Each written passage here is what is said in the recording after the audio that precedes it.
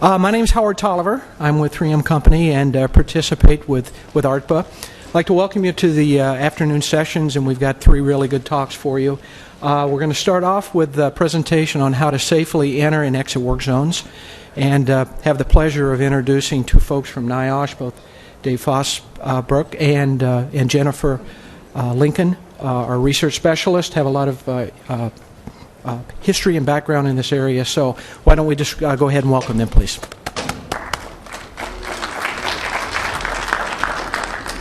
Thank you and good afternoon. You awake after lunch? Thank you for your interest in improving safety on both sides of the barrel. You've evidenced that just by being here and hurrying back after lunch. I wasn't sure how many people would get here this quickly after lunch, so I'm really pleased to see you all here. We're going to do a couple things a little differently. This is a workshop. It's a, quote, power workshop. We didn't know what the definition of that was, so we mixed up a little bit of kind of standard presentation with a little bit of demonstration with some things that we're working on that we'd like some feedback from you all. So we're actually going to put you guys to work. Hope you don't mind a little work after lunch, but we're locking the doors and you're going to go back to work. First thing I want to know, well, let me tell you a little bit about me. I'm Dave Fosbrook with NIOSH Division of Safety Research, and I started getting involved in work zone safety back in the late 90s as we were doing a project developing some best practices for preventing workers from being run over by construction vehicles and equipment. This was something that was brought to NIOSH by the laborers back in 1997, 1998 as they were working on a federal highway grant to look at that issue. And things have kind of mushroomed, and I've kind of stuck in work zones ever since. Working with me on our presentation today is Jennifer Lincoln, who is also out of the NIOSH Division of Safety Research, and she has spent about 365 days over a 3-year period with me out walking the asphalt along paving operations as we're looking at doing some research involved in roadway construction. So that's a brief background on who we are. I really don't know who you are, so I have to ask. First of all, how many people here are in some way, whether it's on the DOT side or the contractor side or quality assurance side or whatever, actually are out in roadway work zones at some point during the year? Okay, that's a goodly number. I'm glad to see that. How many of you are represent, if you will, the contractor side? Okay, how many represent the DOT side? How many support work zone research in some other way, whether it be insurance company or consulting engineers, those sorts of things? So we have a lot of DOT representation and a little bit of contractor representation. How many of you think that we pay enough attention to and we really don't need to do anything different in terms of how we get in and out of work zones? Okay. How many of you have seen problems getting our equipment in and out of work zones? Okay, so that's kind of be the focus of the day. I've already given you our background. This project, our research is looking at things that are inside the barrels. It's really dealing with the movement of construction equipment inside the work zone, what we heard this morning a little bit about internal traffic control plans. So what gives us some justification to come up here and talk to you all about access and egress issues related to work zones? Well, we spent 365 days getting ourselves in and out of work zones. This project was done in collaboration with our partners out of Pittsburgh, Pennsylvania, and Spokane, Washington, but it really couldn't have been done without all those people you see in this big box over here on my left-hand side, your right. It's the workers, it's the state agencies, it's the contractors that allowed us the privilege of sharing time with them out on roadway construction sites that allowed us to conduct our research. And we wouldn't have gotten out there without the efforts of our partners, who you heard from many of them this morning, in terms of helping us to frame our research questions as well as getting us out on site. This just shows a little bit of the distribution of where we have been out on construction sites over the last 10 years or so. Just to give you a feel that we've looked at some fixed frame jobs, dump truck jobs in the eastern part of the country. We've looked at tandem belly dumps out in the western part of the country, and kind of a little bit of everything in between. I'm not bashful. I steal from anybody who's smarter than me, and so some of the information that you see in this presentation actually comes from the individuals that are listed here. And I point this out particularly because some of these people presented at last year's Work Zone Traffic Safety Control Conference, and if you go out to the transportation the Work Zone Information Clearinghouse. You can get those presentations, and there's some excellent information there that deals with access and egress as well. I have to say, as a federal employee, that what I tell you is my opinion, what Jennifer tells you is her opinion, and it is not an agency determination, nor if you see some photo or if we mention some name like Caterpillar or something that you recognize, it doesn't mean that we endorse them over anyone else. That being said, here's sort of an overview of what we're going to talk about today. I'll give you a bit of an overview about issues related to access and egress, what are some of our concerns. And Jennifer's going to talk a little bit about what's a traffic control plan versus an internal traffic control plan, which was one of the questions that came up out of this morning's sessions. And then really talk about what we need to do differently inside the work zone in these transition areas that are the access points for work zones. We're going to review the typical tools for getting ourselves in and getting ourselves out of work zones, and quite frankly, they're few and far between. Show you a few innovative examples, and then I'm going to talk about some guidelines that I'm involved in developing along with all of the partners that you saw earlier. And we want to get some feedback from you on some of those guidelines, and what are we missing, and what additional guidelines might we need. What are some good practices that you've seen that we may not have discussed? What are some things that maybe we put in the guidelines that you really don't think are worth being in there?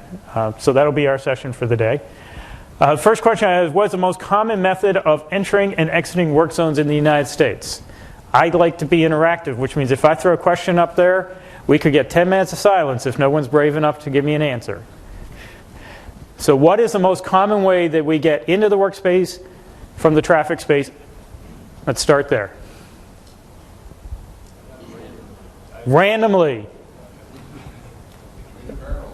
Through the barrels.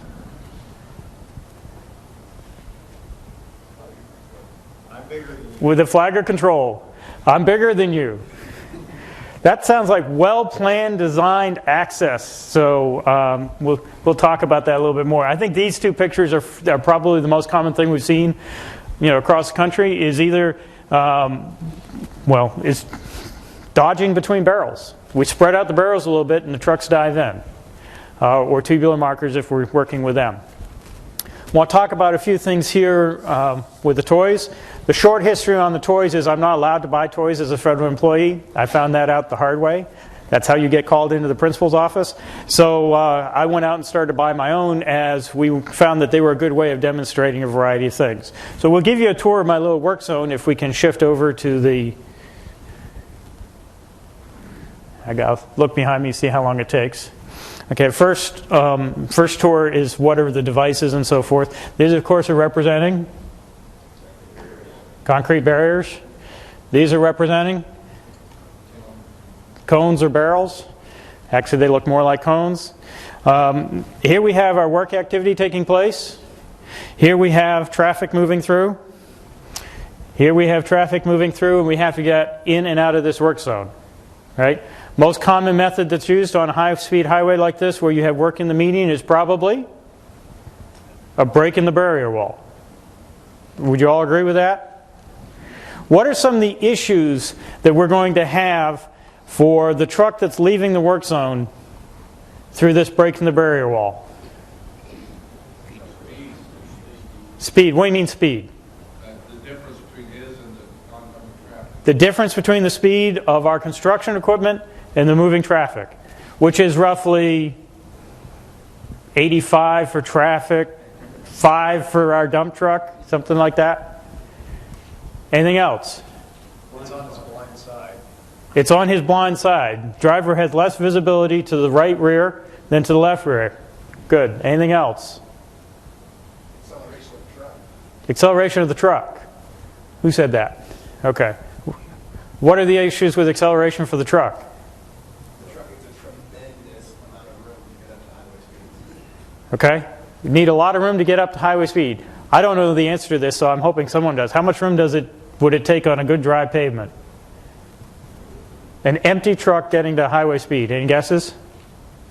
0 to 60 in 20 seconds, 30 seconds. So you're saying it's not a Maserati that we have, huh? Okay. What are the conditions usually of these access points? Is it usually good, clean, swept, dry pavement? Muddy? What else? Height differentials, so it might be going up a slope. What's our most common material that we have for, taking care of that differential problem? Gravel. That's a good traction thing for something trying to get from 0 to 60, right? Okay, so let's talk about the truck coming into the work zone. What are his concerns? He's got to get down slow enough to get in here. Again, the speed difference. So he's concerned about this guy coming in rear-ending him, right? Actually, if it's small enough, maybe he's not concerned about it, but certainly the rest of us are. How much space do we need? How much of a break in the barrier wall do we need? Well, if we're looking at a highway, let's say we're talking 55 miles an hour.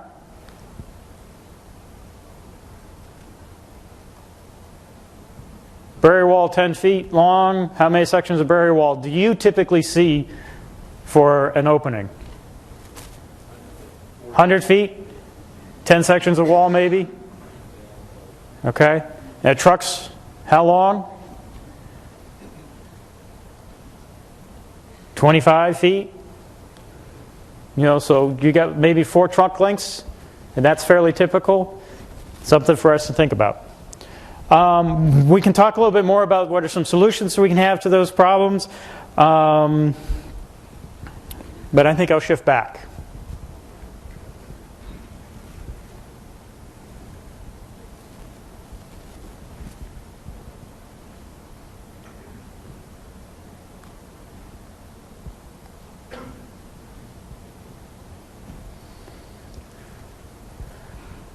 Okay, I'm going to talk a little bit about why all of a sudden you're going to be hearing a lot more about access and egress. First of all, the Federal Highway Administration promulgated a rule that's referred to as Subpart K, the Temporary Traffic Control Devices Rule, that covers a range of things. Its effective date was December 4th of 2008, and its purpose is to ensure better safety for both the workers inside the work zone who are actually getting the work done, and for the road users on the outside of the work zone who are traveling through our work areas in the motoring public. This is the list of items that really are specified within that rule, and the one in yellow means that you're going to be hearing more about this. Personally, I think that's a good thing, because typically what happens is we lay out all our plans, we do our road construction process, get the design done, and then we start laying out the temporary traffic control, and then we start saying, oh yeah, we need to get in here. And you know what? We need to get in somewhere different tomorrow than we've been getting in for the whole last week, don't we? Because maybe something changed in our work zone that we can't use that access point anymore. And what happens if you didn't think about that?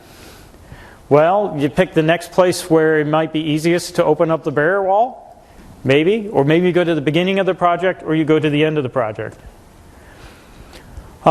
This is sort of the language that's used that says agencies should also address safe means for work vehicles and equipment to enter and exit traffic lanes and for delivery of construction materials to the workspace based on individual project characteristics and factors. So we're going to talk a little bit about what are some of the individual project characteristics and factors. This is a typical out of the Millennium Edition. Sorry, I haven't caught up to the newest one yet, of the MUTCD. And in this particular case, it's kind of for a crossover that allows the work to be done in the right-hand lanes. So you have your Type 3 barricade up there closing. You have your barrels that create your buffer space. So here's your Type 3 barricade. And then this is the transition area. And what do? We either come in through a hole in the barrels here, or we come in here and then weave around here and come down and weave around there. Those are kind of the two most common ways we do that.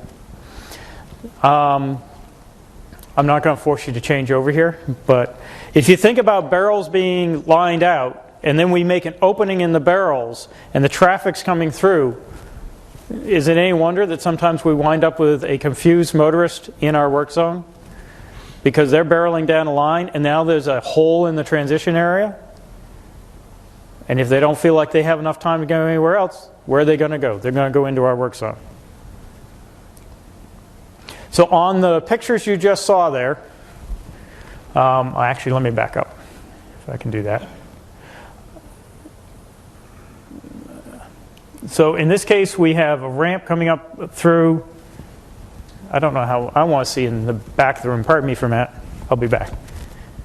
Because a few key factors that we're going to be looking at. Well, first of all, they tell you that in your planning, you need to look at the project scope and duration, and you have to look at what's happening with the traffic. What you can get away with at slow speeds and low volumes is a lot different from what you can get away with at high speeds and high volumes. We need to start looking at the geometrics. We have been in work sites where we have seen an exit point where when you look back to where the traffic is coming from, between the vertical curve and the bridge, you don't see what's coming. So you need to take those factors into consideration. One of the things Jennifer's going to talk about a little bit more, so I'll just leave it at that she's going to talk about this, is think about what the driver sees when they come in. Some things that we want to do because they're easy for us in the construction side might not be so good for the motorists that are driving through the work zone. And we need to think about what is a motorist looking at when they come through our work zone. As well as how our internal activities affect the safety of our access and egress points.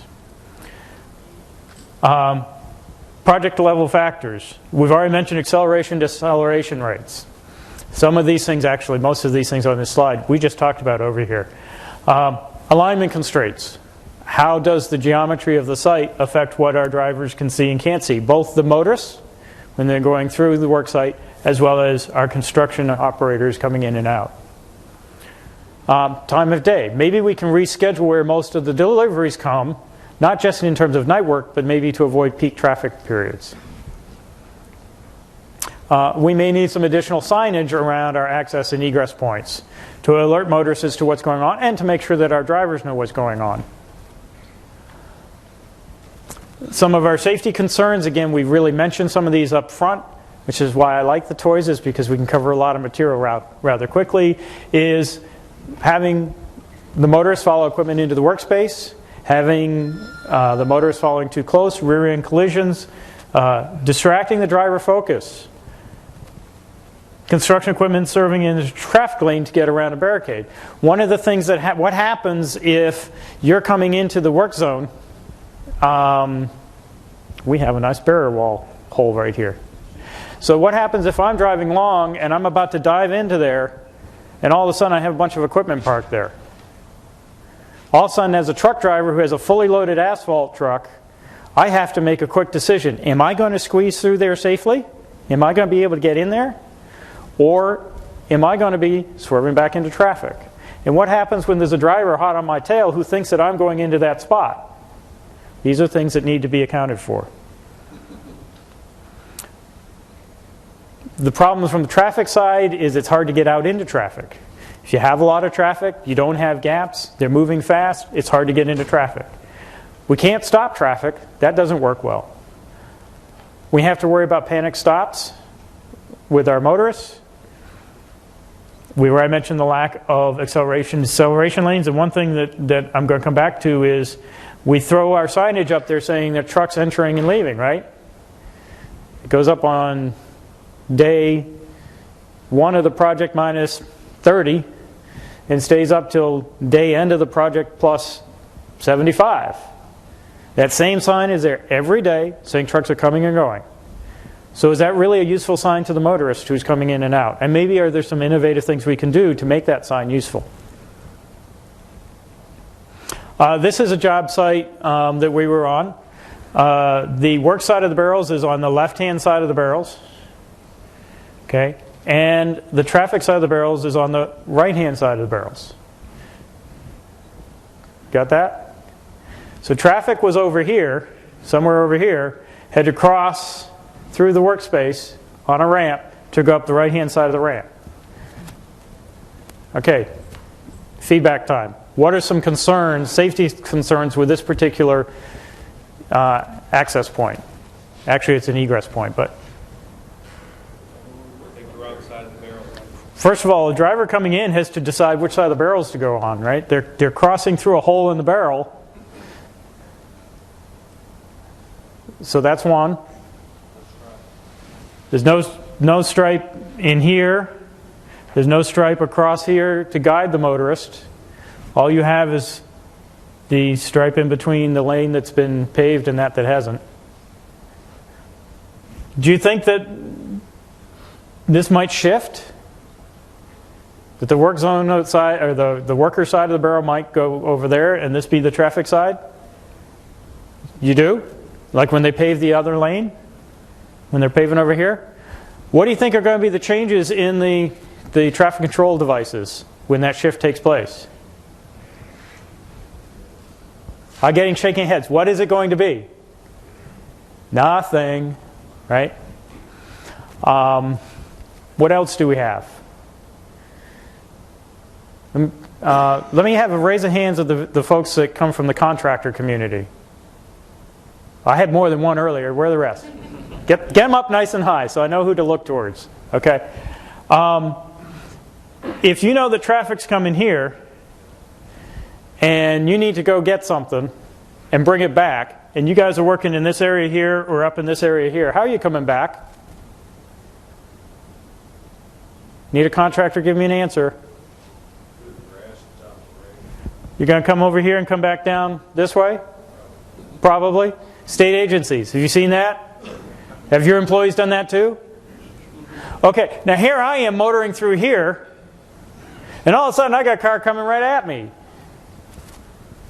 Okay, I think I've belabored that point enough. So the concerns are the traffic crosses the work site on a ramp. There's temptation for running against traffic to enter the work site. One of our key principles we'd like to have is that our traffic flows in the same direction as the general public, right? We're worried about motorist confusion. Trucks crossing traffic lane to make a right-hand turn. Let me go back there. Again, this is the workspace. So when the truck leaves, he's over here, but he wants to come over here to the asphalt plant. So you've got the motorist coming through here, and you've got work equipment having to cross that traffic lane. Oh. And I didn't realize I was still putting this slide together, but that really is probably not very adequate drop-off protection. You know, when the motorist is on that side of the barrel.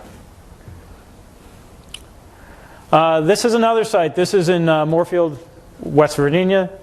It's a little bit easier for access and egress because you went down this like country road, dirt country road, to get onto the job site. Country road on the other end intersected with a state highway, stop sign, not a big deal.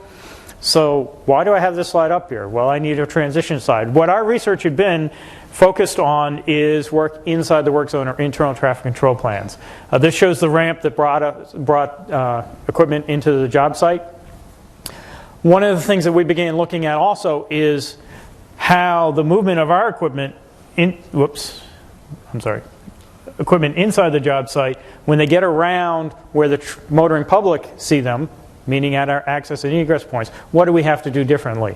So Jennifer is going to talk to you a little bit about what an internal traffic control plan is, which you heard some of that this morning, how it's different from a traffic control plan, which was one of the questions that came up after that session, and then a little bit about what we need to think about in terms of our access and egress points, in terms of what we have to do differently inside the workspace when we're near those access and egress points. With that. Which was a little bit on the history of the internal traffic control plans that she's going to talk about. It was really a concept developed under a grant with the Federal Highway Administration back in 1998. A grant held by the laborers. They hired a subcontractor by the name of Graham Miglitz, and they went out and observed different types of operations, a paving operation, a trenching operation, and a dirt spread operation.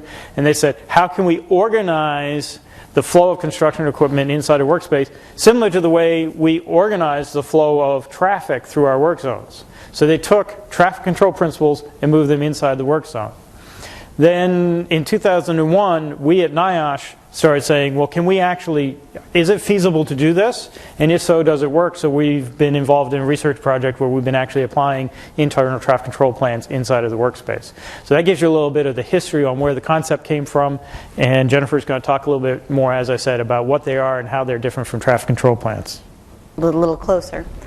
As David said, we've spent roughly 365 days on asphalt over a 5-year period all over the country. We've had We focused mainly on asphalt sites.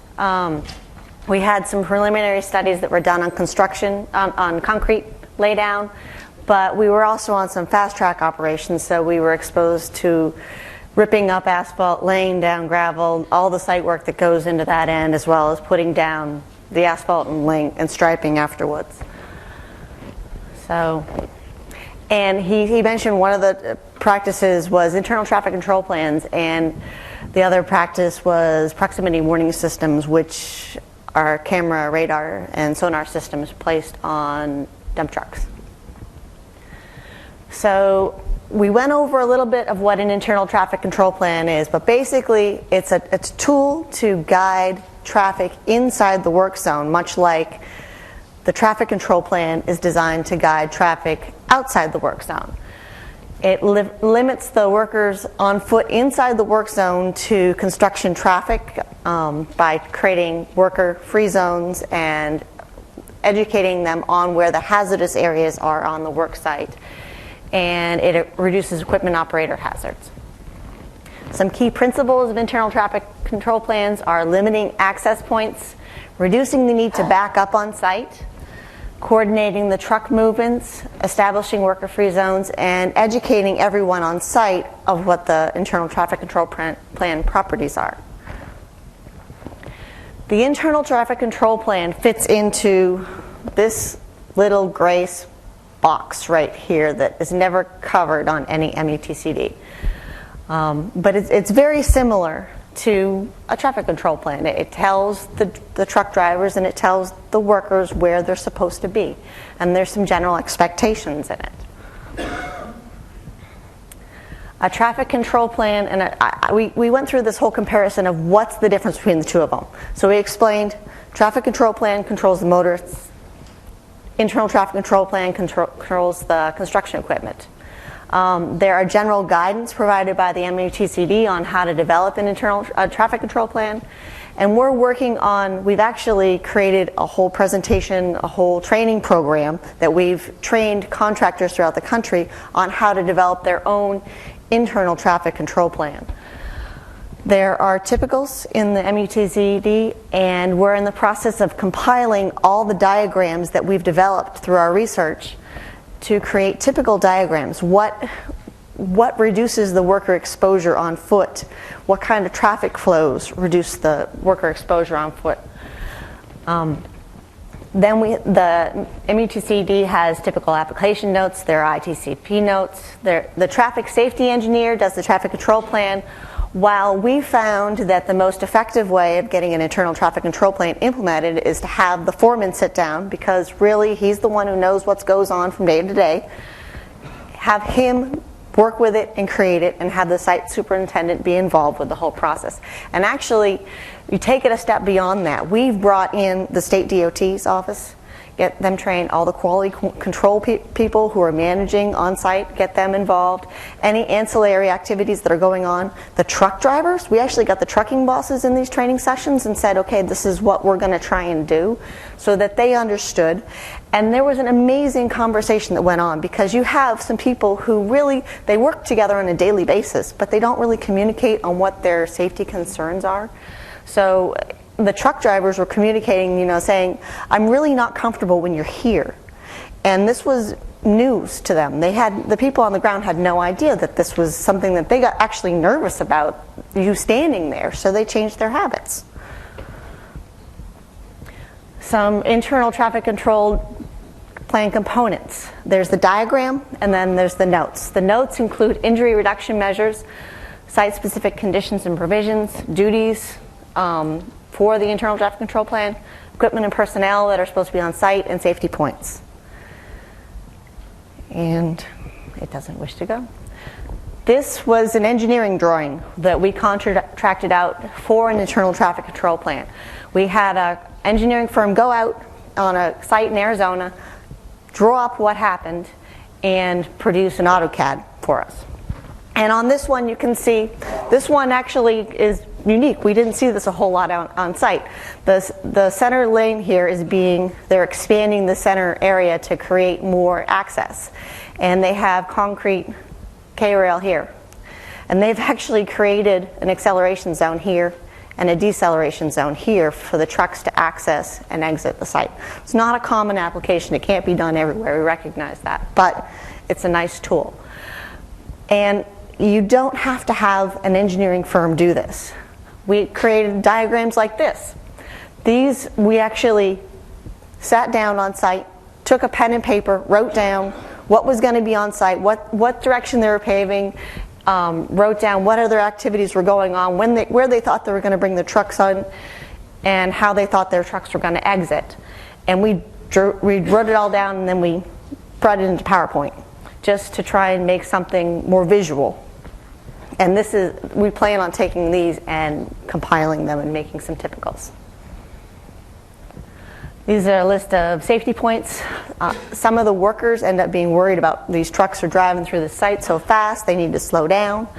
Safety point has bring it down to 20 miles an hour. There were recommendations out there. There was one company that had a really neat idea that they had some people out there doing ancillary activities, out there doing string line, laying out lane widths, and to get the trucks to recognize that this person was out there all by himself, because he usually is out there, maybe two people are out there doing it. They had two trucks.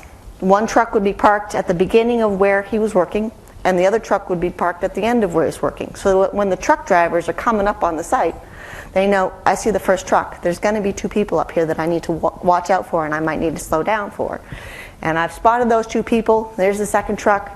I'm probably pretty home free at this point. But it was a safety intervention that the one company thought was a really good idea, and they implemented it. Equipment list and personnel.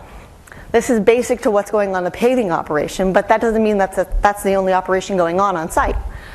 There may be a gravel operation going on. There may be a striping operation going on. There may be concrete barricades being put down somewhere. What else is going on site? And the internal traffic control plan, we keep on bringing back that it's not what happens just around the paver. It's what happens on the whole site.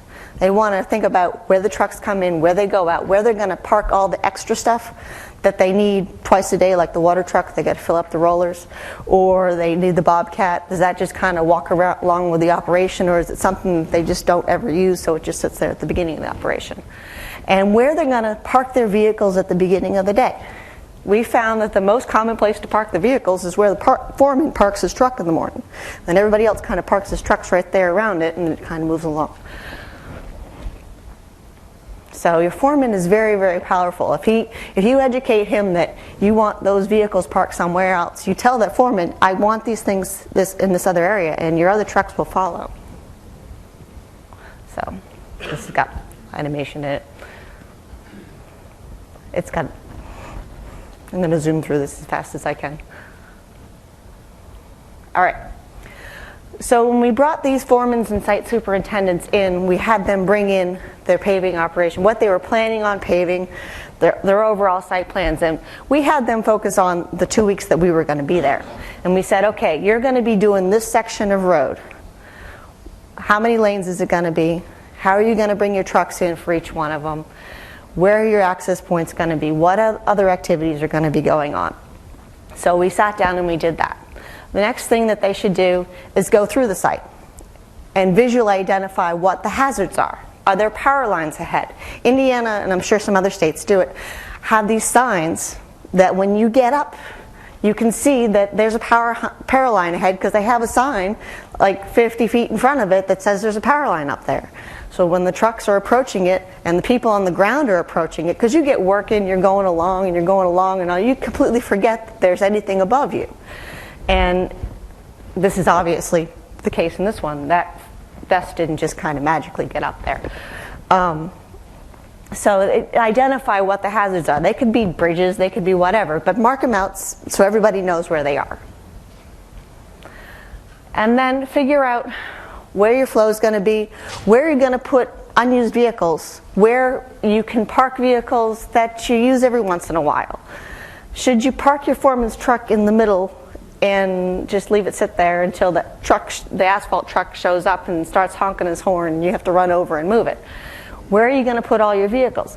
Actually, one neat idea that we thought through, we said, well, people tend to park over here. And we said, okay, that's a good place to park when there's 3 lanes. But then you get to think about it. You're making your trucks come in here.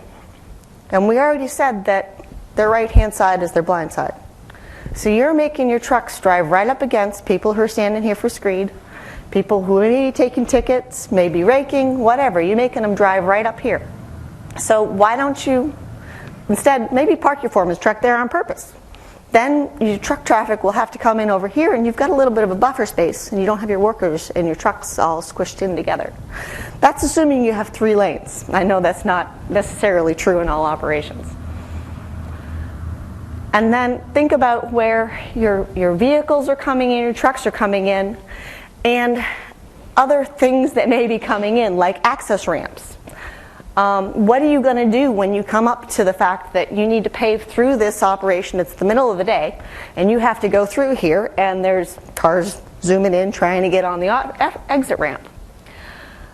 Do you need extra barrels?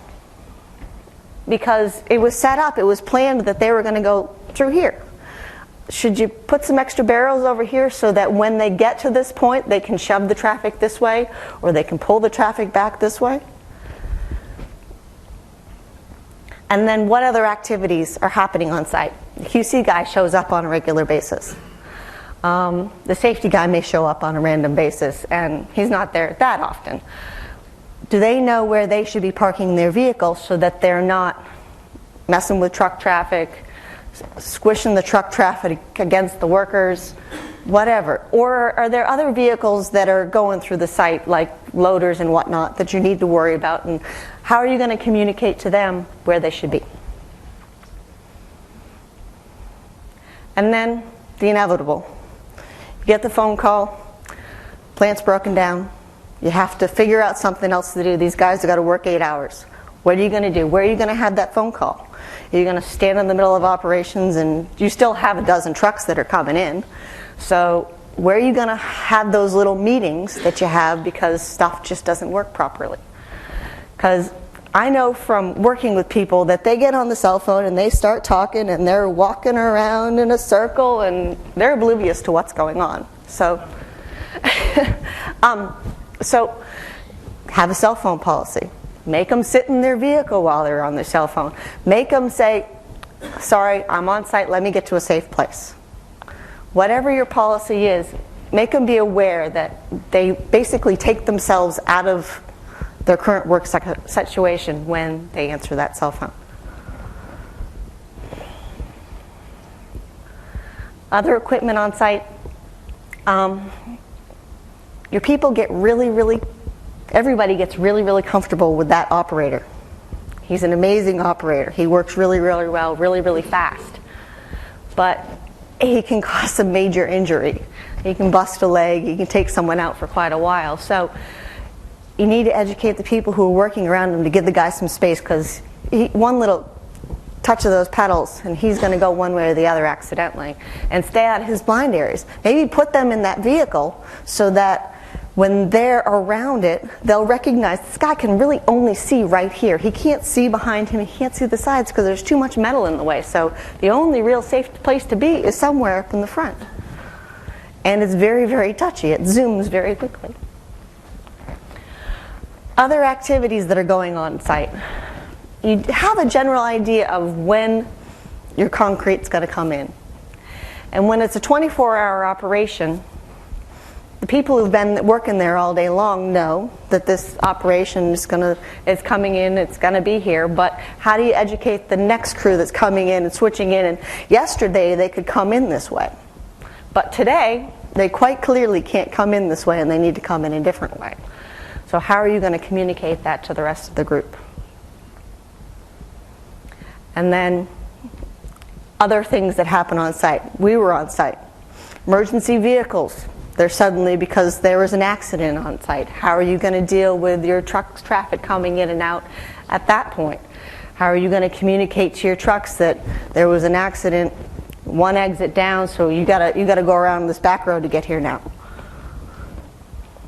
Actually, we had one contractor that say that the CBs are a very useful device because the semis actually are on that band, and you can communicate with the semis and tell them there's construction traffic here, slow it down, there's people working, they're turning in between exit this and exit that. And that can be broadcast, and they communicate pretty well amongst each other. Dave was talking about access and egress points. He was mentioning the gravel. So we've quite clearly seen the gravel on ramps, off ramps. And he said we basically have to go from 0 to 65 or whatever it is, because it's always the fast lane. It's never the slow lane that you're trying to get into. This is another same photo. And this is the truck trying to get in. This is fine. Makes sense. But what happens when there's all this other stuff going on? That's fine, he's leaving. But he's got to get in on that exact same side. And this QC guy decided to park right there. And so he's barreling over this edge, and that doesn't make sense. You have to educate your people on where to park. This side's not much better, because now you've killed what little sight distance they have up the road. You've killed it by parking something there. So, and never mind the fact that you're going to get spit with gravel when he tries to take off. But also educating your people who are on the ground. They're going to be coming in off of this relatively quickly, and you need to make sure you're not standing around this area. If you have to walk around a little bit further so that you're not standing around that access point.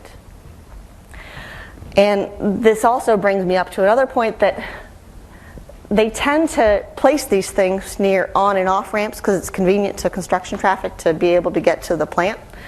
So I'm sitting there thinking, okay, I'm thinking about my mother driving down the road, not knowing she's new to the area, listening to the GPS telling her that she needs to get off on this next exit, and she's focusing on that. And all of a sudden this truck comes in this lane, not bothering her, but the guy who's zooming down at 55 miles an hour that's now cutting in front of her really bothers her, because she's focusing on getting there. It's enough for her to focus on getting to where she needs to be because she's new in the environment. And my point is, somehow we need to engineer these things so that they're at the lowest level of the population. The people who don't know the area, don't understand the area, so that it's safer for them to get through the area. And then, like I mentioned before, the off-ramps and the on-ramps, how well are they marked? How well are they striped? How close are the barrels? Because when you're out on a work site and those barrel gaps are really, really wide, they're going to shoot the hole. They're going to take the path of least resistance. It looks paved, it's beautiful looking, it's pretty black, and they're going to drive right on it, and little old grandma's going to wonder why all of a sudden there's rollers and people on the ground when they should be going up the off-ramp instead of into the work zone. So, I do believe this is Dave again. 2 o'clock tomorrow morning. Couple points that I want to pick up on. One of which is she talked about the kind of congestion that we can have in our access, our entry and exit points. So what's a solution to that? Right? We need some sort of a policy on that, don't we? Not necessarily a law or something, but as a contractor or state agency, the workers that are out there, we need to be cognizant of our truck traffic that have to dive into our work zone. And we need to think about where we park our equipment can affect the sight distance for our truck drivers or our pickup truck drivers that are getting in and out of that work zone. Everybody agree with that? So maybe 300 feet on either side, we don't park anything at all? That all of a sudden makes these, if you'll shift over here, that all of a sudden makes these breaks in the wall a little bit safer, just simply by our not having the loader parked right there because the paving operation now is right here. One of the things we have to deal with is, by nature we're humans, and humans by nature are lazy, and therefore they park as close as they can so they don't have to go so far to get that loader. If this truck pulls out and spills a load, Not that you'd use a loader that size, but that's beside the point. So we park it nearby, and we'll go just past the entrance, and then we'll go back to the curb. So one easy thing you can take home to make every one of your job sites safer where you have this type of an entrance is not to park anything within, I'm saying 300 feet. I just made that up. You may have a better number. But really to think about when we're parking on site, how's that affecting the safety getting in and out of that site? One of the things about one of the job sites that we were on that was really frustrating was everybody on site complained about how dangerous it was. No one liked getting in and out. The truck drivers complained. The paving foreman complained. The safety officer for the company complained. The state agency people who were on site complained. The resident engineer complained. Everybody said this isn't a good thing. How many days do you think, if they killed a family of 5, would it have taken for them to make a change? Any guesses? I don't know the answer to that. Nothing happened. Everybody knew it was a possible catastrophe. Nobody did anything. And thank God, the project was completed. Nothing happened. Catastrophe avoided. But we need to start thinking how our access and egress points might be safer from that standpoint. So one of the things we can do is avoid parking in those areas. The diagram that she showed also was very interesting in that, use my little cone truck here, is they pull traffic over ahead of that entrance.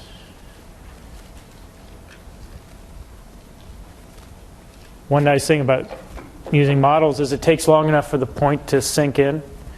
To create that safe way to get out, get up to speed, use the mirrors, and do a normal lane change. Just like every truck driver is trained how to do when getting his CDL, and like we all learned as teenagers. Turn signal on, looking in the mirror, all those sorts of things. So maybe we can create the acceleration lane in traffic. Now in this scenario that we have here, that might be a little difficult, right? Big city, a lot of traffic. We're going to shut it down to one lane? State agency people, how well do you like that? Is that a problem? That's a problem. But do we do lane shifts for other reasons? Well, if you think about going back earlier in the design phase, maybe you can set up the traffic control plan to beef up the shoulder and to do a lane shift. To move that traffic over, thus giving you the space to create that acceleration lane without decreasing your throughput. Or at least minimally doing it. I guess even a lane change, decreases throughput. But that's something we can begin to think about doing and we need to start doing. Can we do that when we're paving tomorrow and the wall's already up? I got one person who's awake. We can't. We really have to move it further back in the process. State agency folks, please raise your hand. First of all, if you're familiar with the training that the people that develop traffic control plans have. If you're familiar with that, raise your hand nice and high so I can see, so I know who I'm looking at. Okay. Is this something that they would typically be trained on? That one of the concerns of that traffic control plan is to make a special accommodation for an access point? All right, so if you all could take that back to your agencies, that would be useful. Now, if I as a contractor see this, what do I have to do? What if I wanted to do this, beef up this outside lane and do all this? What are the problems? Well, we have added material. That means added cost. Right? We have added exposure because we have to set up a whole separate traffic control plan and have a separate operation to beef up that shoulder. So that's going to cost more? So wouldn't it be nice if this was part of the pre-bid planning? Is this even a thought in pre-bid planning? Please tell me I'm wrong because I don't think it is, but we don't tend to think of these things that early.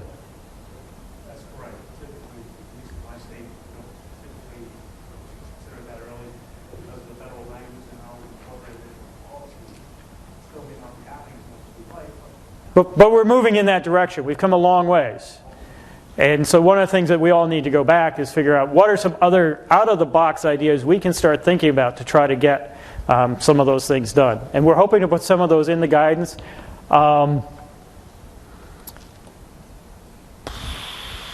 Brad, is contact information in the in the brochure? No, there's not.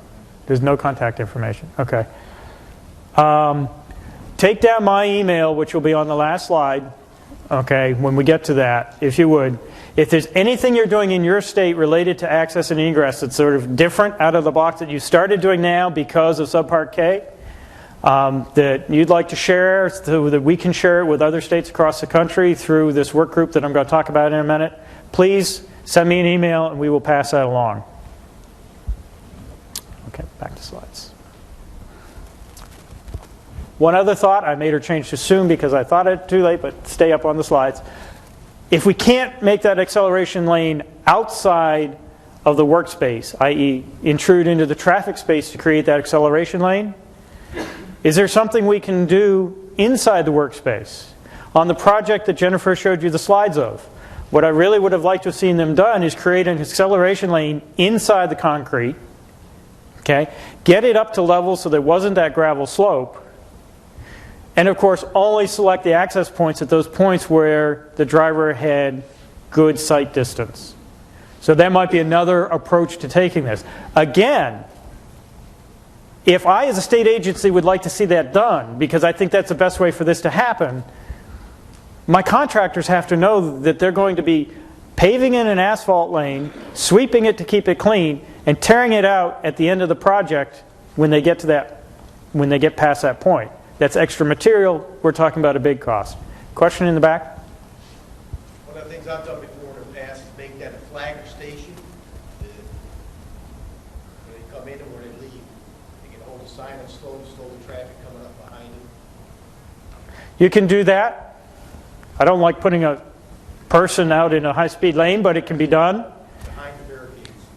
It could also, you could also put in, portable traffic signals maybe, and there's some other things that we're going to show you that can be done here in a minute. All right, so what are the tools that are available there? First of all, we have controlled access points. We do tend to do that of sort, right? You can't go anywhere except where there's a break in the barrier wall. Point is we may be able to do a better job selecting where those locations are than we do historically, and maybe there'll be more attention to that now with Subpart K, but we do that. We want our vehicles entering and exiting the same direction. We tend to do that in the scenarios we've drawn out for the most part where you have high speed, right? You get in the left lane. If you're going to the median, you're going with traffic. You're not going against traffic. But we still have a lot of cases where we have ramps and those sorts of things where sometimes it seems easier for us to go against traffic, and that might be something we want to avoid. We have a variety of signages that we can do. We can, one of our concerns is somebody's going to follow us into the work zone. So, across the country, there are a variety of signs that put on the back of the trucks that say construction vehicle, do not follow, those sorts of things. We can put out vertical message signs or static signs that say that there's a truck entrance. This is sort of some of the language that's been put out there. Be prepared to stop when flashing, trucks entering, exiting, trucks merging, traffic when flashing, trucks crossing. Those are a variety of things we can put out there. One of the innovative things, which was presented last year, which I thought was really cool, is with the ITS technology that we have now, we could actually put something in our truck that could make that variable message sign go on as we approach. Now that sign isn't a static thing that doesn't say anything to drivers. I didn't see it the last 3 days. It was just a blank sign. But now this time I'm driving through, it's got the message coming across and flashing that says trucks entering, slow down. Because it's been activated by a truck, now I'm going to be conditioned because I see a truck entering, I see the sign, starts to slow down, truck enters, and when the truck leaves, it's no longer there. And that's what this is. And in other circumstances, you can activate portable traffic signals the same way. I thought that was pretty cool. On the innovative design level, you've got the design build ramp that was done out in North Carolina. Is that right?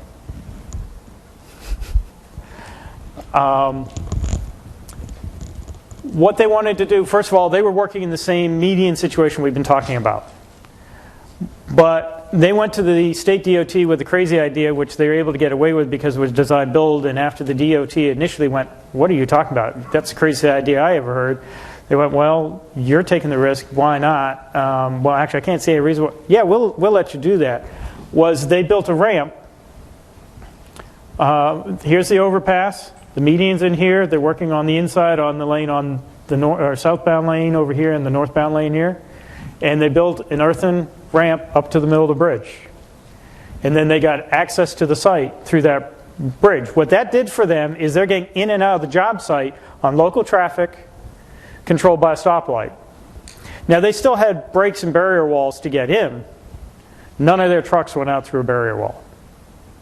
But on the distant end of the project, they did use brakes in the barrier wall to get in. What part of the process does that have to happen in? This is a design-build project. What are some of the things that they had to consider? Again, I'm making you work again. If I'm now going to build this earthen ramp up to this bridge, what are the things I have to consider? Moving the earth. Obviously, this was a project where they were moving enough earth that they needed to. Okay, what's the first thing I could do with a bridge? To drive a truck off the side of it. I got rail that I have to deal with. All right, what else have I got to do? I need some engineers here. Need to strengthen it, maybe? So there was some shoring that was put in up against that bridge. Do I want that shoring actually touching that bridge? No, because what's that going to do? That's going to put a side load. So I can't side load that bridge. So that's what they did, is they put in temporary shoring that provided the support for the ramp, but didn't transfer that load over to the bridge. Point is, there are a bunch of design things that have to be considered early on in the process of doing this. So again, this can't be done, halfway through the project.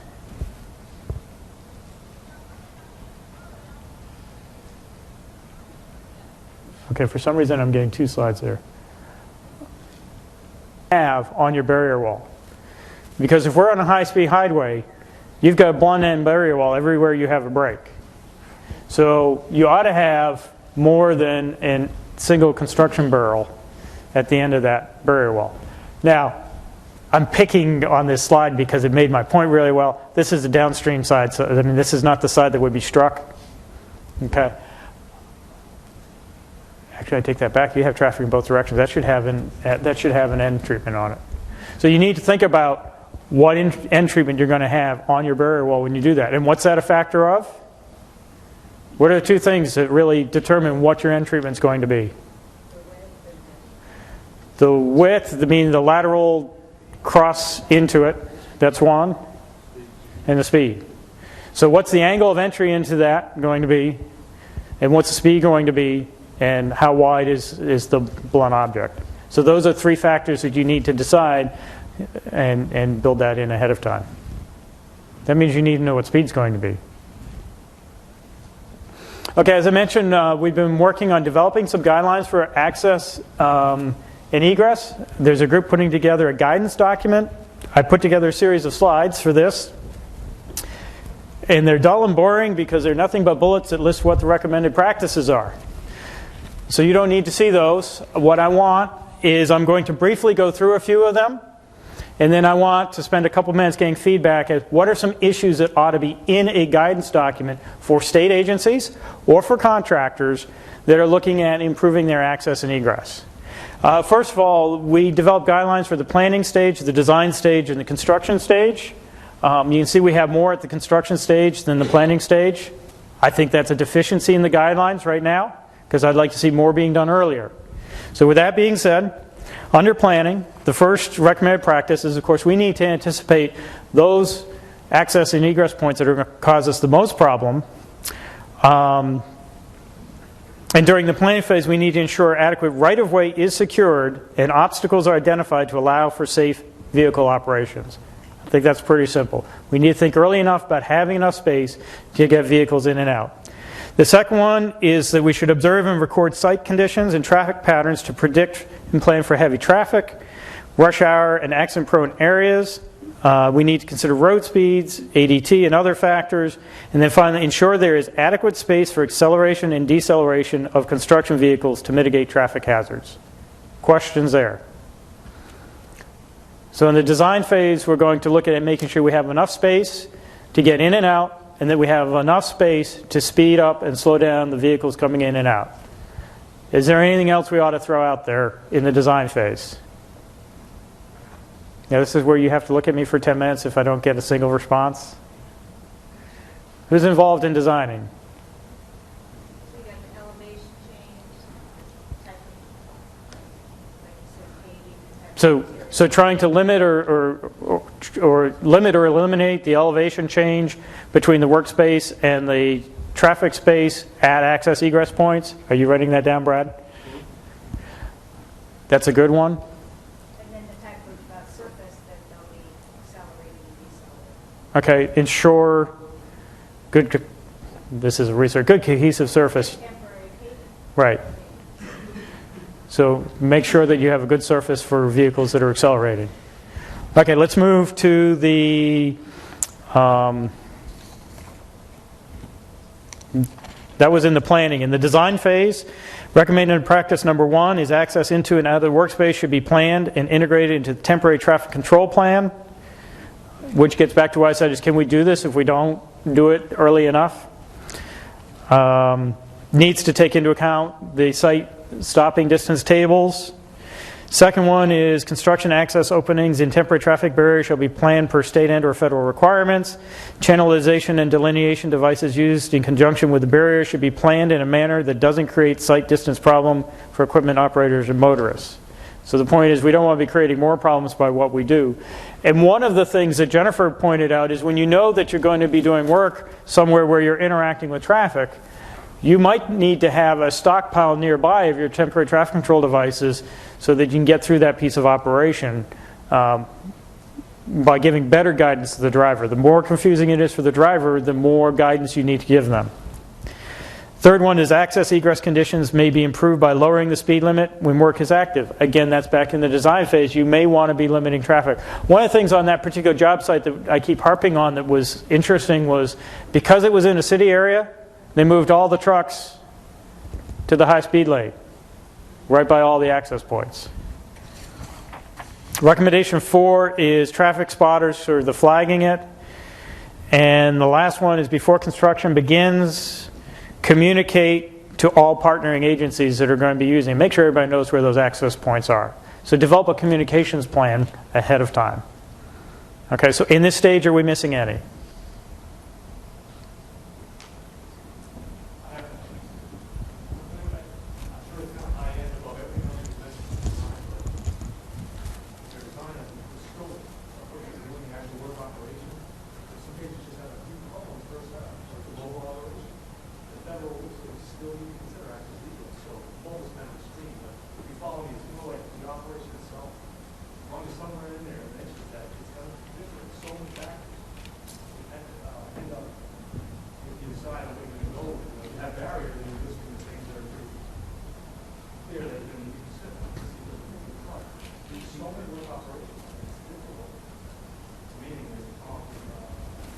Right. And one thing, if we had another hour, I'd like to spend a little time talking about is let's take the 2-lane northbound lane and you're doing a surface overlay. Right? So all the traffic's in, say, the right-hand lane and you're paving the left-hand lane and you're getting trucks in and out. What do we need for an access plan for that? Right now, we just dive between barrels. Do we need something else? Do we need something behind the operation? Do we need something that follows the operation that provides better warning to drivers that that trucks are going to be entering and leaving the work site? I don't know. So is that kind of what you're getting at? Okay, under construction we have a lot more. Recommended practice number 1. I'm going to simplify it. It says use temporary traffic control devices. There are a list of about 10 or so different types of things we can do, from tightening up channelizing devices to using additional warning signs. Real-time traveler information provided through ITS, I think, is a great one. Using the truck activated. I don't know how feasible that is, where everybody is a subcontract, every truck is an independent subcontractor, but that might be something for us to work with the ITS community to try to come up with a cheap transponder type thing that, you know, could be distributed the way EasyPass is, maybe. I don't know. Recommendation 2 is specific timeframes and expectations must be set and understood with respect to how and when temporary traffic control devices near access and egress points will be inspected, maintained, repaired by the contractor. So this is just saying have a plan for your temporary traffic control devices that are there. Another one that I would add to that is I really would like to see the drivers entering in the same place. So if you have 6, this North Carolina job numbered each one, 1 through 6, okay? If they closed off number 2, number 3 became number 2, so that you saw them in sequential order, and you were told to come in job exit number or entrance number 2. So that's one thing you can do along that line. Practice 3 is contractors should provide appropriate information to work vehicle drivers such that they know where, that's really what I just said, so they know where they're supposed to come in and go out. Recommended practice 4 is the location of access egress points require special consideration. On some projects, those access points may need to be relocated from time to time. When determining the optimal locations for access points, consideration should be given to the impact on highway traffic, and must give, I'm shortening it here, but give consideration the location of the length of temporary acceleration deceleration lanes. Not sure, did that sound like a particularly useful one? I think it sort of says we need to do a better job of doing what we're doing. Not sure that's real guidance. Recommendation number 5 is activities that occur under the direction of construction contractors include maintaining, cleaning open areas around the access and egress points, which is the point that Jennifer and I made already. Practice number 6, there are several recognized problems related to motorist behavior. These concerns include acceleration and deceleration of construction vehicles on high-speed roadways as they merge into and out of traffic. To mitigate these hazards, reduced speed limits may be justified. Motorists may be confused by routes taken by construction vehicles and mistakenly follow those. And so now we're talking about putting the do not follow me type signs up. Recommendation number 7 is to integrate the access egress points into your internal traffic control plan, making sure that your internal activities don't interfere with your access and egress points. Recommendation number 8 is in addition to everything listed above, there are a number of key elements that to a sound work zone access egress program that should be evaluated. Many of these apply more directly to contractor operations and agency owner activities, but all parties must be involved in the discussion, and these include staging of queued trucks, the fact that independent drivers are paid by the load versus time and might take unnecessary risks, staging and parking of construction vehicles inside the workspace, traffic conditions that change frequently during a work shift, set up a process including assigned responsibilities to monitor traffic conditions and coordinate delivery of materials to minimize delays. Contractors should ensure they employ a person who's qualified to conduct accident investigation and consider the use of media specialists to provide regular updates through radio and television to alert the public on places and times where changes in traffic patterns are being made. And then the final one is for most projects, there needs to be site-specific training, whether it be the truck drivers coming in and out of site, whether it be the state agency personnel coming in and out of site, whether it be the company vice president who only comes out on site every third Tuesday with media people for a photo op. We need to, whoever's going to be coming out on site needs to, not just based on their years of experience of knowing how to get around construction sites, but need to actually be told where to come in, where to park, where to leave, so that we can do this safely. So on the construction side, have I missed anything?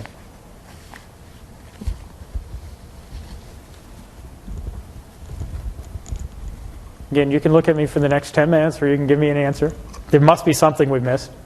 Erosion control. Erosion control in and around access points?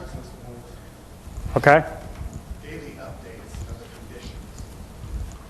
Daily updates and feedback of the conditions at each of your access points. And actually maybe more, multi-time per day probably is probably even better. Setting up and taking down your heavier, like the K-rail and stuff. You have temporary, take temporary safety measures while you're bringing in the So access and egress to the temporary traffic control deployment operation. That's a tough one. I like that. Really, the access and egress to the deployment of K-Rail. I don't know what that means later, but I mean, when we put out our traffic control devices, that's a work operation in and of itself. And we are delivering, in the case of K-Rail, we're delivering the concrete barrier wall, 6 segments per truck. And we're going for however many miles, and it takes how many days to do that. And that's an exposure in and of itself. So maybe at least getting a barrel line out there is better than nothing in terms of providing space for that activity to take place. True? Is that kind of where you're going? Right. Anywhere trucks, things like that you could do, yeah. Might work, maybe lightning. Or might work, maybe then lightning. Okay, improve the lighting. Actually, I think that is in one of the guidance. Thank you. Improve the lighting around your access and egress points for nighttime operations. Consider that to be the same level of lighting. Tell me if I'm disagree with me, if you will. I'm kind of putting words in your mouth, but consider the level of lighting needed at access and egress points to be the same as the activity area around the paver. Okay. I appreciate the feedback, and we will pass some of that along. The only other thing I want to do, if I'm where I put it, is I promised you an email. Yeah, you can also give me business cards with a note written on the back of it as well. Not sure how well it shows up. It's D. Fosbrook, Fosbroke, at cdc.gov. And I believe with that, we've used up our time. Educated, like what to do when they see a situation like that? The obvious answer is no. I'm trying to think of, so Why are we so responsible for both sides of the barrier when driving is a privilege? Ain't public responsible for being stupid or? but let me shift that a little bit in terms of what we can do in terms of putting guidance out for accessing egress, which is, one of the things that we probably have not put any effort into is really educating the public on access and egress points. We kind of leave it up to one sign on the side of the road that says trucks entering and slowing. But, in the railroad, we're dealing with it. In the railroad industry, you deal with railroad crossings and the number of people that are killed in railroad crossings. And one of the things the public doesn't really understand is that it takes 1.5 miles to take a fully loaded coal train to come to a stop. So stopping's not an option. Well, there are some similar physics kinds of things that are associated with our getting dump trucks in and out of workspaces, that maybe that's worth a public campaign to make people understand. Well, driving is a privilege. I mean, you got to be responsible because it's all the contractors now, and I just supposed to make money. 40 times I'm going to steal this. We've done a really good job of explaining that they should slow down for workers. This is one of my personal opinions, that we haven't really focused on the fact that the driver should slow down for themselves too, because they're exposing, it's a different environment. They don't know what to expect, so they should be slowing down just for their own safety's sake so they can make it home, not just because there's workers there. And we've done a really good job of trying to get everybody to slow down because there's work activity going on, but we haven't necessarily conveyed that it's dangerous for them to be driving through this and they should slow down just because they want to make it home. And I believe the only one that I've seen is one that ARPA was involved with, was a training program for new drivers as part of driver's ed that actually taught what orange and black means and what happens in work zones and what different signs mean and all those sorts of things. I don't know if there are others, but we might want to revisit that issue. All that information's on the plan. Okay, so the last point is I did steal from a couple presentations that I really was hoping to steal the actual slides for, so I wouldn't have so many bullets there at the end, and I wasn't able to do that, so I'm going to point you to the clearinghouse. Look under research, presentations, work zone conferences, pick up last year's conference, and the access egress presentations last year were very, very good.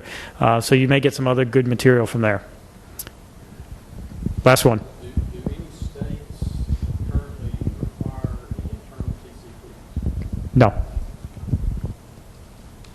Second question, do any states have good drawings or standards for entry and exit points that other states do? Let me raise that to everybody. Is there anybody here who has good drawings for entry and exit into work zones that can be used?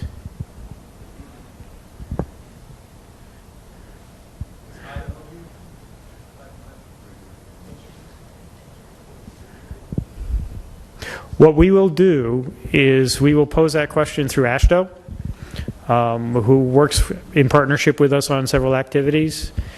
And I'm not sure how you get a simple question like that out to the masses, but through the clearinghouse we'll find a way to do that.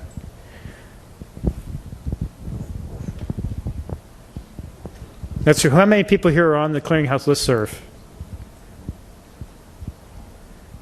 Okay. I mean, that would be the easiest way for us to put that information out. So if you're interested in the answer to that, maybe sign up for the listserv.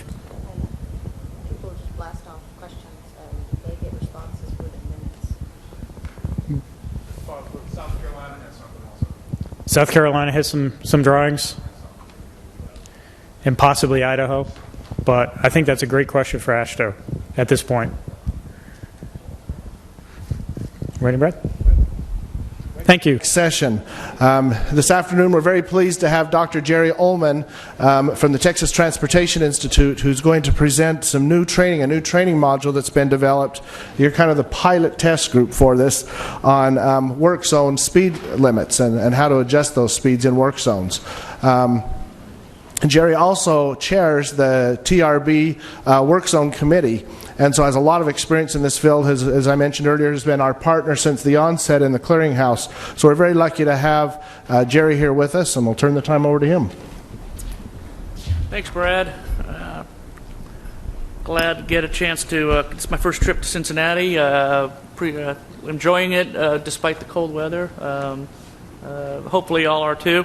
As Brett said, this is a sort of our rollout of a module that we've been working on for quite a while, probably since the onset of the safety grant program. We went through a survey initially across through ASHTO, asking y'all about the issues and areas that guidance is really that you're looking for, and speed limit setting, speed management in work zones. It came up very consistently across the country. So we've been working, to put together both some guidance information that will soon be out and available on the clearinghouse and elsewhere, as well as a module that we're putting together. I don't know if Brad mentioned a second CD as part of the safety grant program. That this and several other modules will be coming out. That'll be a companion to the roadway safety CD that y'all got today. As we went through this, I don't know that there is a topic that is more contentious, more polarizing than this whole issue of speed limits and speed management in work zones, depending on whether, and I saw earlier we did a show of hands, whether you're the folks that are out on the pavement in the work zones. You have a very different perspective about speed limits, how fast people should be going, want them to be going, versus if you're the folks that are in the office and you're taking the calls from the irate public about speed limits and tickets, and the politicians are calling you complaining about inappropriate speed limits and those kinds of things. So I think one way to show that is we do have everybody got one of the neat little buttons here. We have a bit of a pretest to kind of assess perceptions here, and if I'm right, which it could very well be that I'm not, I think you will see quite a bit of range in terms of how people perceive this issue, and we'll get to talk about some of the things that go into this topic and some of our recommendations coming forward. So we'll go ahead and start. We'll go down to start our questions. We have 4 simple questions here. I want to get y'all's opinion here. How likely is it, in your opinion, that motorists will voluntarily slow down in work zones, going through a work zone, what your experiences are. So if you want to go ahead and kind of send up a vote here, and we'll see kind of where we fall on this. Everywhere from number 1 is very likely, and then number 4 is very unlikely, and obviously number 5 was the I don't know. So 56. That's probably most of the people that are here yet. Let's go ahead and a few more yet. Okay, I think that's probably good enough. Let's see where we stand in terms of our distribution here. Yeah, that's kind of what I thought. The majority of opinions in the profession are that motorists don't slow down, as we all say. It's very unlikely that you get them to slow down. Although I see a few of you that do say that they're somewhat likely or very likely. So a bit of a distribution here that I would at least suggest that we're on the right track as far as kind of what we were thinking with this module. Okay, now the next question is do you think that posting a lower work zone speed limit will significantly reduce speeds in the work zone? Again, 1 being very likely, 4 being very unlikely, or 5 as an I don't know. So if you want to go ahead and start voting.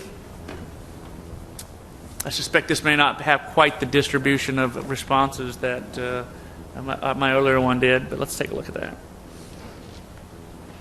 58. That sounds like 63. We got more opinions on this one. 4. This is very cool. I like doing this. Good job, Ron. Beth. All right. 64. I guess we'll stop there. And y'all, as a group, interesting. See what I'm saying? We on some of the other modules we had a lot of agreement. We're all over the board on this one. So yeah, and I would say probably everybody's right. And in certain instances, you're going to get a very unlikely. Other instances, maybe more likely. So very cool. All right. Next question: how likely it is that a reduced speed limit left in place when it is not needed will lose its credibility? Again, same type of responses. This one shouldn't take us as long. Not that any of the other ones have either, but that might be just a little bit of a leading question. I'm not getting any hints, giving any hints away. But all right, 65. Yeah, alrighty. Let's go ahead and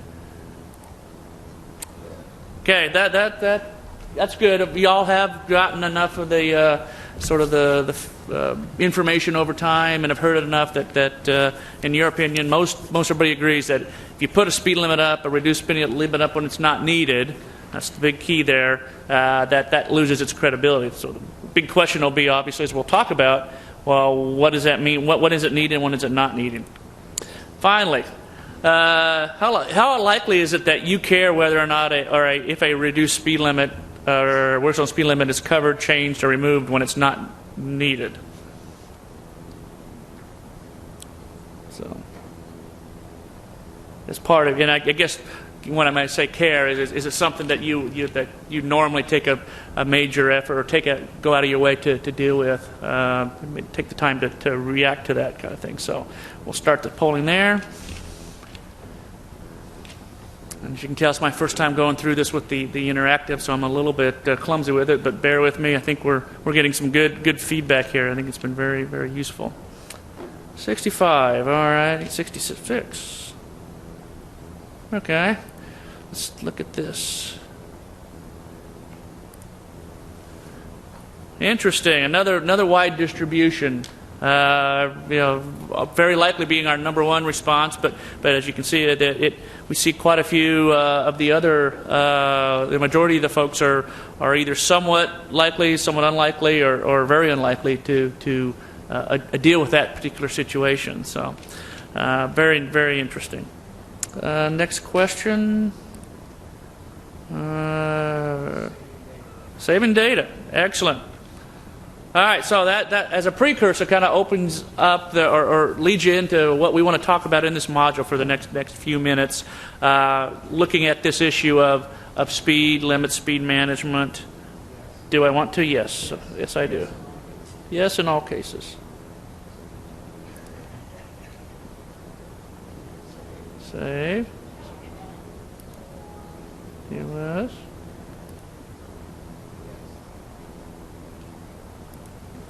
Exit. All righty. We are good to go. All right. I think one of our first questions dealt with speed limits, but before we get to that, I think we have to understand sort of the underlying philosophies, goals, if you will, when we talk about speed limits, speed management. That being, do slower speeds improve safety? I don't need that. I just need this right. Oops, I do need that. That's what I thought. Yeah.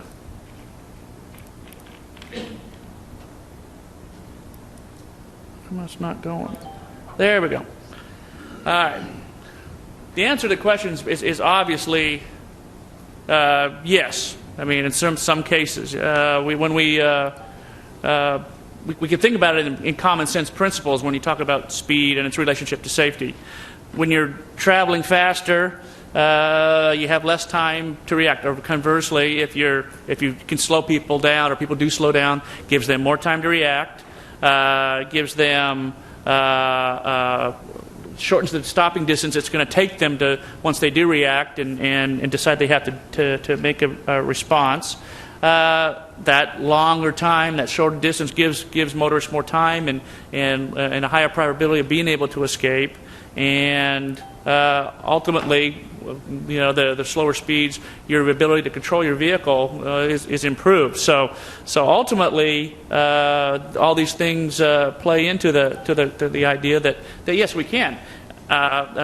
Theoretically, if we get slower speeds through our work zones, we are ultimately improving safety. We have an interesting example here that we have to kind of highlight this. The difference between a worker or a motorist going through a work zone at let's say 75 mile an hour here in this first case versus coming through at, here we've got at 70. Let's be a little less significant. Let's just reduce it by 5 mile an hour, for example. If we can get people to slow down 5 mile an hour as they come through the work zones, we're going to see a difference of about a quarter of a second in terms of reaction time for about 25, 30 feet stopping distance, quarter of a second worth of additional time for motorists or workers to react. And then this bottom number here, as you know, the severity and frequency of an accident generally are related to the ratio of the squares of the different speeds. So theoretically, and this has been somewhat validated in some recent NCHRP work looking at traffic safety, that if you can get people to slow down on average or by about 5 mile an hour, you can see 19, 20, something like that % reduction in safety. You can play this to the extreme, and you can see, gosh, if we could even get them to go even a little bit slower, another 10 or 15, these numbers start to really add up. And I think is one of the first tendencies, or I guess we're very tempted to start thinking, man, if I can get people to slow down even more, if I post a lower speed limit, and the more I get them slowed down, the better things are going to go ultimately, right? Now, and that is true. The biggest challenge, though, is in trying to interpret kind of how far can we go and what should we be striving for? Because ultimately, what's the safest speed of a motorist to be traveling on our highways? Yeah. If we got everybody stopped, we will have no accidents, right?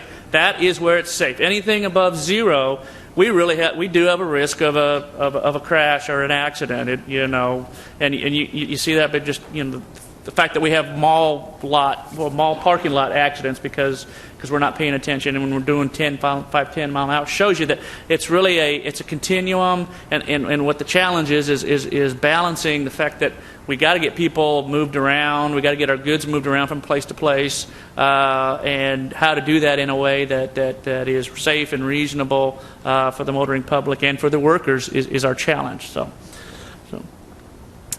okay. And also, we do believe at very, very high speeds, depending on, particularly if you're out in western part of the country, like in Wyoming, where, anybody from Wyoming? Anybody come from Wyoming?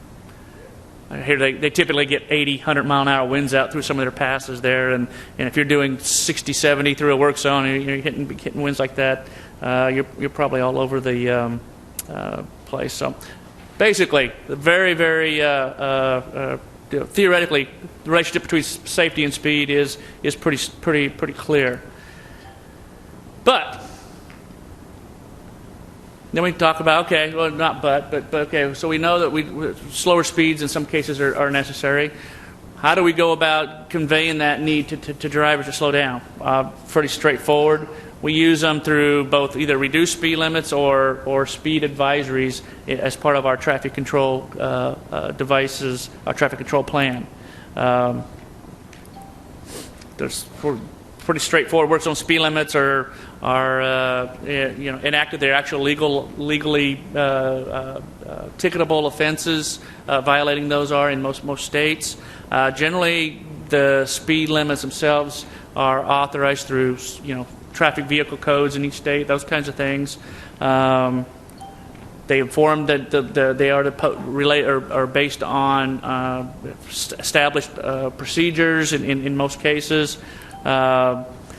In general, across the country, the most commonly set work zone speed limit is around 10 mile an hour below the normal posted limit, and that's just I'm not necessarily saying that that's what it should always be, but that is commonly what is being done nationally at the present time. Advisories. Let's see, what was this about? I forget. Okay, yeah, just a good indication that the state practice, though there are some common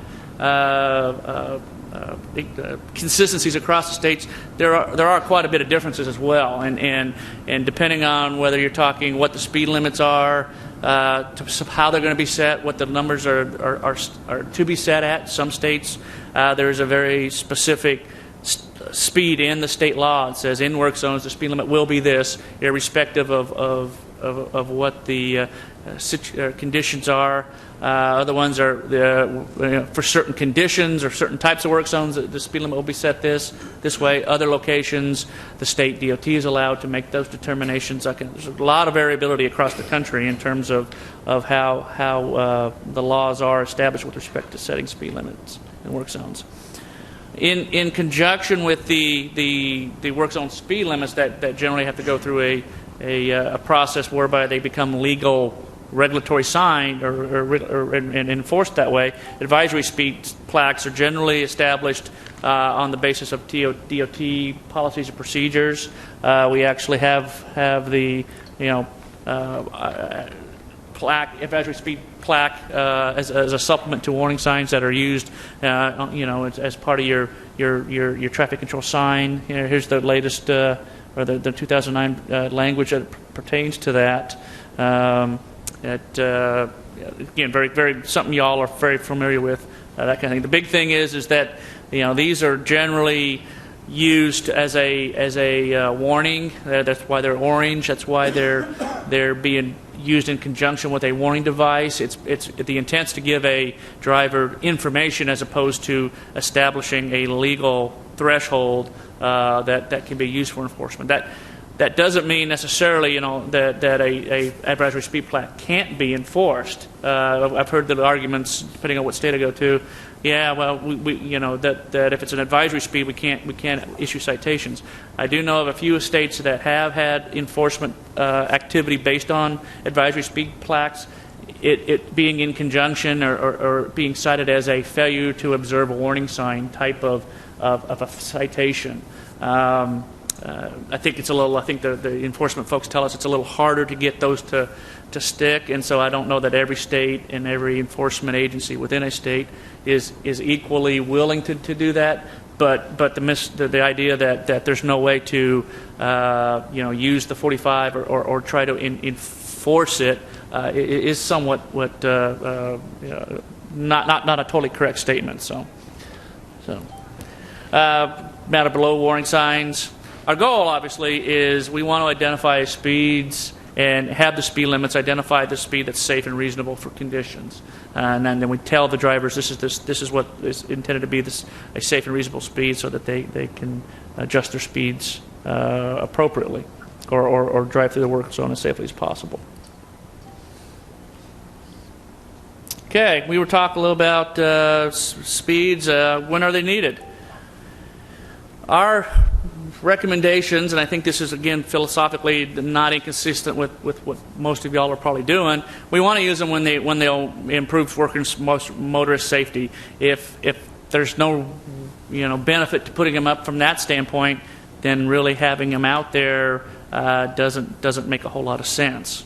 Obviously, workers next to open lanes or open travel lanes without positive protection, one of the most hazardous situations, both from a motor or from a worker standpoint, but when you think about also when we're running with the different pieces of equipment, like Dave and Jennifer were showing, if they're right next to the travel lane and a slightly errant or somebody not paying attention, when they hit those pieces of equipment, the results are equally catastrophic. So when they're working right next to traffic, without positive protection, it's a safer situation for both workers and the motorists if we can get them to slow down.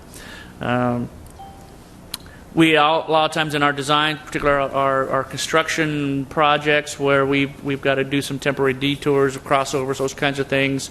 We use a design speed that, in order to fit the temporary alignment in, maybe requires people to a little bit more sharper turns, a little bit more tighter spaces. Those kind of things can equally be a location where we may need speeds to be lower than what they normally would be in those situations. Conversely, if we're in a work zone where we're on normal alignment, all we've done is maybe put a barrier out, at the edge of the inner shoulder while working in the median. We've taken care of all of our access issues that we were talking about in the previous presentation, and we just are pretty much, other than that sign at the beginning indicating that this is a work zone situation right now, that may be not a location that's very necessarily indicative of something that needs to be posted at a slower speed limit. Let's see, where's it at there? Another instance may be when we were working there, we had people in equipment right next to the travel lane, and we did need the speed limits to be reduced so that safety was improved. At the end of the shift, everything, people leave and go elsewhere and leave the work zone as it is, still closed perhaps, but there's no equipment, no workers, nothing in the place. May be another situation where the need for a slower speed limit is not as justified there, not necessary. Okay.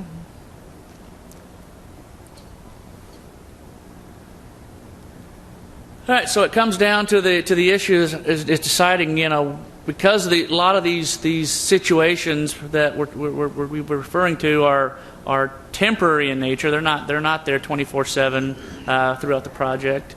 The question becomes, gosh, is it better to keep the reduced speed limits or the advisories there all the time, or move them at the end of the shift? Basically, and I think I've just answered this question, is if the restrictions that are in place are presenting a hazard, are going to be there after you leave. At this example here, the one on the left,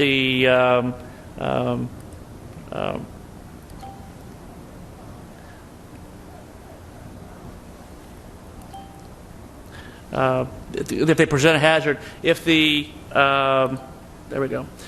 If they're not there, the hazards that are justifying the reduced speed and the speed limits are not there at all times, then it's probably not a good use of a static reduced speed limit posting a slower speed limit at all times. And that is where I think most of y'all that deal with the public, you get the most common complaint in this area is that you had a slower speed limit set up. There was nobody around in the work zone. I got a ticket because the officer stopped me, even though there was absolutely no reason for me to have to go any slower. So that's the challenge we're fighting with here is the recognition that we do have times when we need slower speeds versus the fact that having the speed limit posted when it's not, those hazards aren't present, leads to the driver disregard, politician anger, and all those other kinds of things.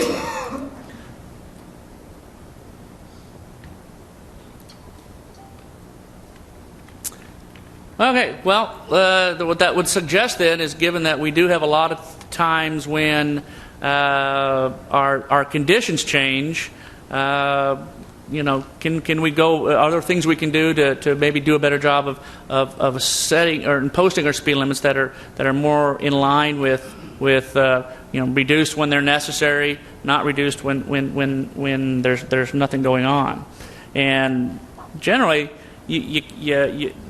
most states do allow this, or at least a good proportion of state policies and state regulations do make allowances that don't lock an agency into a static speed limit that can't be changed in response to changing conditions. Some states it's a little more difficult. I think Texas is one example where the way that the traffic regulations or the traffic laws are written, you don't have a whole lot of flexibility, but you have a little bit. Other states have quite a bit more. What becomes challenges? Okay, that's great. If we can move or change speed limits and post them when we need them and not have them when we don't. That's great, but how do you go about doing it? What are the physical capabilities? Certainly, in a lot of our work zones, our speed limit signs, even work zone ones, are required to be 7 foot tall. Most of us, especially me, there's no way I could get close to 7 foot, to try to cover them like this example here. So one of the challenges we have is look for how can we go about making it more conducive, capable of adjusting our speed limits. Once we've gotten approval and we know how we're going to do this, the physical technologies of doing so. We have other options. Some states, this is I think the Illinois example, where they allow the law allows that posting of a sign with a flashing beacon on it to indicate that that's the speed limit when it's flashing. Very very similar to a school zone type of an indication. Other state traffic laws don't allow this, so it depends on what state what your law says. But one example of a way to do this. In other locations, being allowed to use the very temporary shorter mounting height work zone speed limit signs that get set up as part of the temporary traffic control for a short duration or short term work zone setup is a way that can do it. I know of some states that have reduced speed limit signs intermixed as part of their traffic control plan standards, and it just gets inserted between one or a couple of the advanced warning signs is called out by the MTCD, and is how they do it. The third example, you're seeing a couple of deployments across the country where they've used these actual variable speed limit technologies.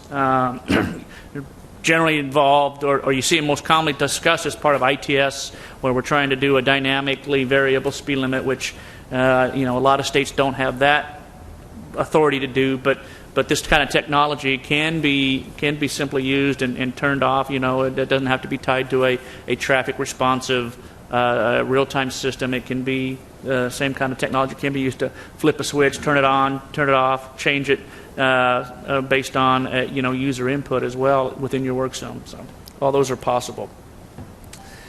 As I had indicated, that what is appropriate, what's allowable does depend state by state based on existing policies, laws, those kinds of things. So.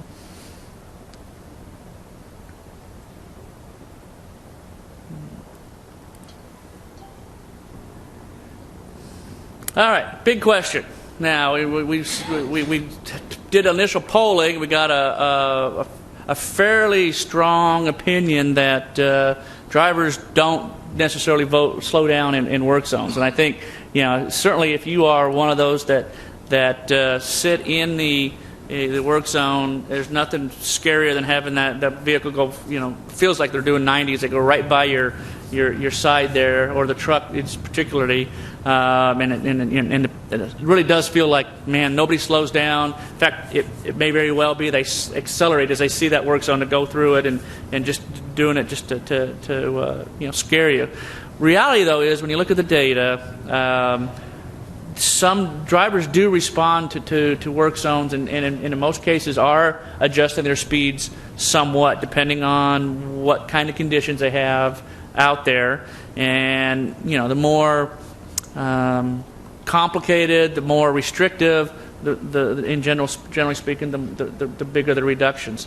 The challenge is that it just doesn't feel to us in the field that it's enough, and that it's really is a reduction. So they generally, you'll see if you're out on the road, and you're in a situation like this where you've got one lane closed off, people are milling about, you've got equipment parked in the closed lane, that kind of a thing. If you go out and actually do speed studies, what they normally run on that section and what they're doing, you will see that they will be speeds will be lower than they would have otherwise in that work zone. Depending on how something like a crossover is designed, it will also be reduced by some amount. And let's see, what do I have here? No, that was just those. Okay. Narrow lanes. A lot of our urban freeways, or even in rural areas, we will a lot of times have to take the shoulders away, and maybe even narrow lanes down, put up barrier, and run our traffic through the still in the main lanes, but with things a lot closer together. You will see some reductions in speed there as well. It is very consistent in the data.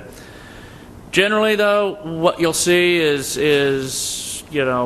most cases, very seldom will you see anything drop more than 10 mile an hour. Most cases, it's closer to 5. In a lot of cases, just a couple miles or two. But they do slow down. There is a small reduction, which is indicative of the fact that drivers are basing their choice of speed on conditions. They react to a change and adjust their speeds accordingly. Oops. So is this the quiz? Number 4. Thank you for see. That's why y'all have to be here to help you out here.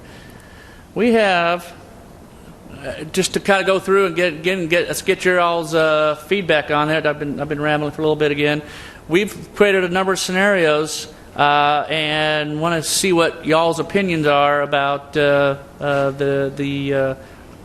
amount of speed reductions you might be expected to see if you were out there in taking these kinds of studies. Let's go to this first one here. Let's set up a scenario where we've got a right lane closure. It's leading into a median crossover. The operating speed normally is 76 mile an hour, and this is actual data that we took. So I think somebody had mentioned about 80 or 85 mile an hour operating speeds. Those aren't too far off in a lot of places across the country. We've got the work zone speed limit set at 60 mile an hour. And go ahead and as we're activated, you can vote which ones you think are the most likely speed reduction that you would see here, recognizing the difference between operating speed and speed limit that we've got posted, and the fact that it is a geometric constraint. Pardon that? That's a good question. I don't have that.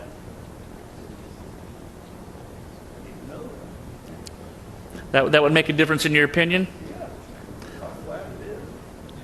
Let's say it was really flat. Yeah, I don't know. All right, we've got about 62 answers. As you can see where the voting is. I like the 2 people that said speed up. I figured we'd get a few of those. If you go to the responses here, and let's say most people are saying about 5 to 10.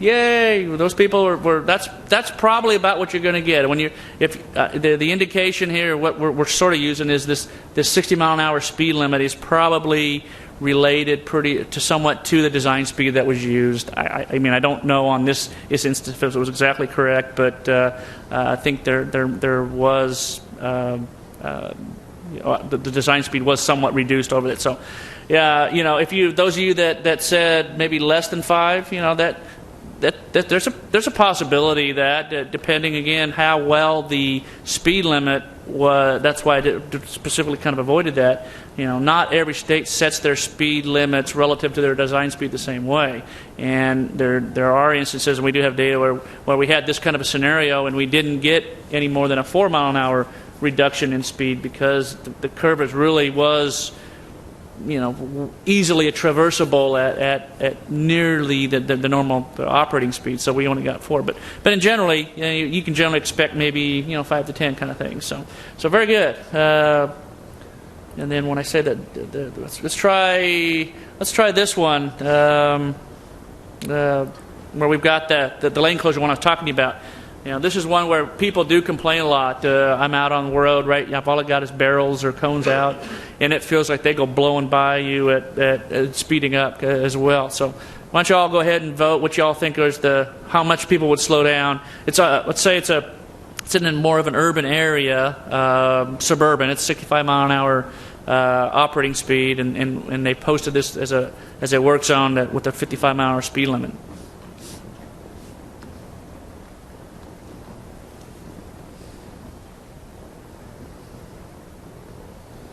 Interesting. We're having a fight between 5 and 10 and 10 to 15 here. Pretty well evenly distributed. Yeah, and there's people around and okay.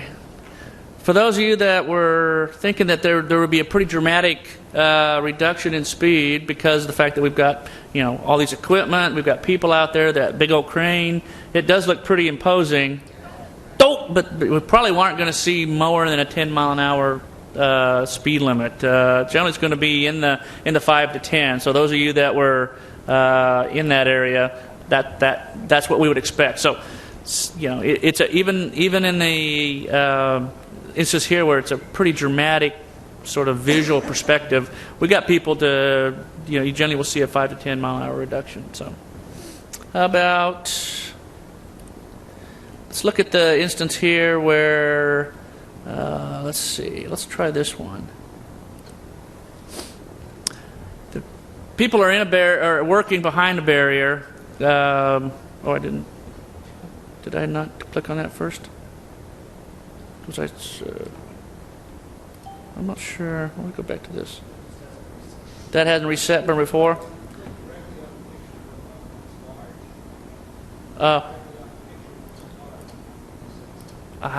There we go. That was okay.